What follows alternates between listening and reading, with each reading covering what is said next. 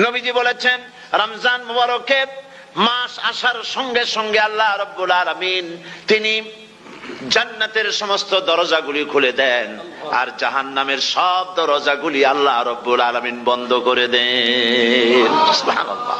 আর শয়তানকে শৃঙ্খল দিয়ে বেঁধে ফেলা হয়, শিকল দিয়ে শয়তানরে বাঁধা হয়ে যায়।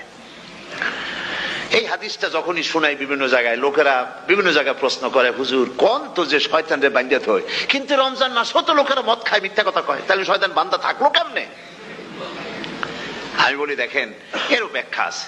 এর ব্যাখ্যা হলো এই, কোন কোন ঘড়ি আছে একবার চাবি দিলে 6 মাস চলে, আর একবার চাবি দিলে 2 বছর চলে, আবার চাবি দিলে লাইফ চলে যায়, এরকমের ঘড়িও আছে।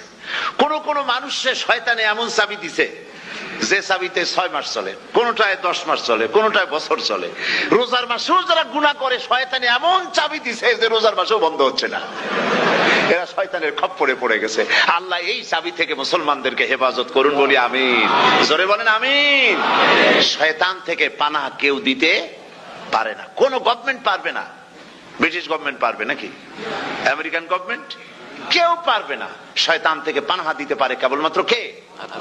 ওই আল্লাহ রাব্বুল আলামিন আমাদেরকে শিখায় দিয়েছেন, শয়তানের ওয়াসওয়াসা থেকে আমার কাছে পানাহ চাও।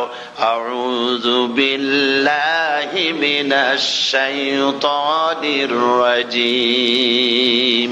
বিতাড়িত মরদুদ শয়তানের ওয়াসওয়াসা থেকে পানাহ চাই, আল্লাহর কাছে পানাহ চাও। আল্লাহ পাক বলেন আমি পানাহ দিতে পারি শয়তানের ওয়াসওয়াসা থেকে।